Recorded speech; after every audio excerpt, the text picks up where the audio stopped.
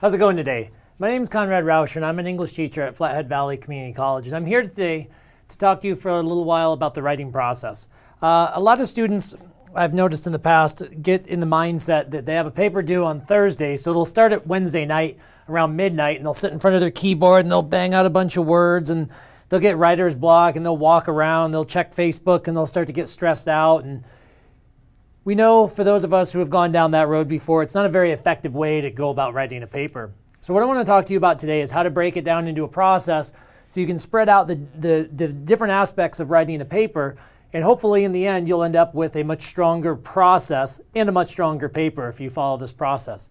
So if we remove writing as a single event and break it down into a bunch of smaller events, it becomes a little bit more manageable. So if we take a look here, the first thing that we have is pre-writing and brainstorming. Pre-writing and brainstorming really encompasses a lot of important steps. First important step, going to class. Second important step, doing the assignments, the reading, knowing the material that your instructor is asking you to digest and to think about. Brainstorming, I'm sure you've all messed with different techniques for brainstorming. You can do listing, you can do cluster diagramming, you can do free writing.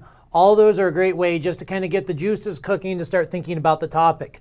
Another great way to brainstorm that I know a lot of my students don't take as good advantage of as they could is simply coming to meet with me in my office hours or meet with your instructor who's assigning the paper and talk to them about the assignment.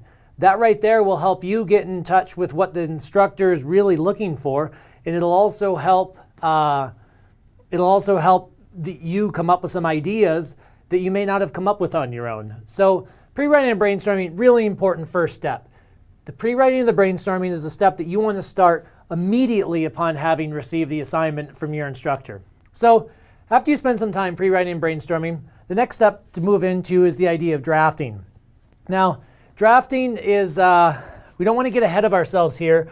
We want to start thinking about a draft, thinking about our thesis statement, our topic sentences, how we want to structure the paper. But sometimes even before we get to drafting, depending on the type of assignment, we may need to do some additional research. So I would really put that research component up here in pre-writing. But when you get down and you're ready to start drafting, have all of your materials before you and set meaningful goals that are small. When you sit down and if you've got a 5-page paper due, don't expect to write 5 pages in one sitting. Break it down and say, okay, tonight I'm going to write an introduction and I'm going to write a couple of my body paragraphs. And my body paragraphs are going to be about this because I've done some brainstorming and possibly some outlining, so I know where I want to go. The next day, sit down and say, okay, today I'm going to work on writing maybe 2 more paragraphs in my paper. The final day, say, okay, moving right through this paper on day 3. I'm going to write the whatever is left, the last page or 2 of my paper, another 2 or 3 paragraphs, and then I'm going to go through and I'm going to start the revision process or revising. Now, a lot of students will come to me and say, oh, I just need you to look over and see if I have any comma errors, any grammatical mistakes. I want you to re-envision the revising process.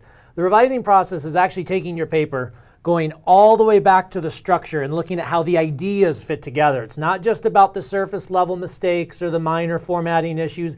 It's really looking at the logical structure of the argument that you're making or the topic that you're trying to address, and really going to battle with your own logic and say, am I presenting this in a way that makes sense? Am I presenting this in a way that communicates the ideas I'm trying to communicate? And oftentimes, most of us, when we sit and we revise, we realize there's a lot that we can improve on with the actual structure of our meaning and of our message. So what are some techniques that you can use for revising? You can have fellow class members in the class sit down. You can exchange papers and have a revision session together, meet in the cafeteria or go grab a cup of coffee and read each other's papers, give each other feedback. You can, once again, go back to your instructor during their office hours and have them look over your first couple of paragraphs and ask them what they think about how your paper is going thus far. You could also go to the writing lab on campus, which is a great resource. You might know someone who has taken the class in the past. You could maybe ask them to read your paper. But when you have a person help you revise your paper, you really want to ask them before you hand them the paper, say, hey, I know there might be some minor mistakes. Let's not be overly concerned about those. I really want to know what you think about the structure of my argument, the structure of my defense of an idea, the defense of a topic.